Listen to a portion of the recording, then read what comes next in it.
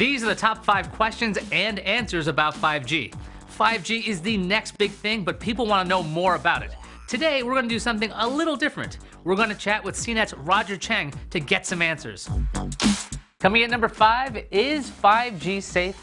Well, I'd love to give you a conclusive answer. There just isn't enough proof either way, but I will say if you were nervous about 4G signals, 5G is not going to make you feel any better.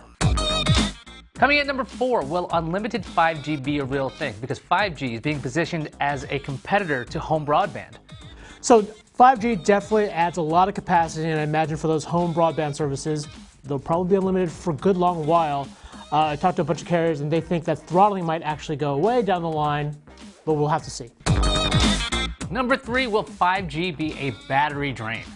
Absolutely. I think 5G means another radio, which means more power, but you're seeing bigger phones with bigger batteries, which means chances are your experience won't change too much. It'll last just as long, but your phone will be a bit bulkier. And number 2, will 5G be more expensive than 4G? 5G phones will definitely be more expensive. You're already seeing maybe a $200 or $300 premium on that. Question's still out whether or not the services will be more expensive. None of the carriers are talking about it. T-Mobile is, to its credit, the only one to commit to freezing prices for the next few years, but that's really only because they want to get that deal with Sprint done.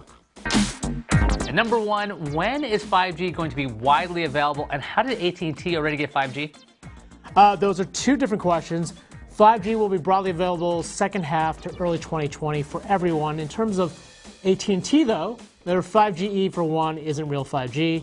They do actually have 5G service in 12 markets, but they're probably a few blocks wide in each city, and no consumer actually has them. As a quick aside, how long before rural areas get 5G? That's a much bigger question. I know T-Mobile has promised that if they merge with Sprint, they'll have the ability to put 5G all over the country. But putting up networks in those rural areas is really difficult, and so I imagine that's still going to be a challenge. If 4G and 3G wasn't around for rural areas, it's tough to see how 5G will get there too. Thanks to Roger for all that information. If you've got more questions, let us know. I'm Aya Akhtar, and I'll see you online.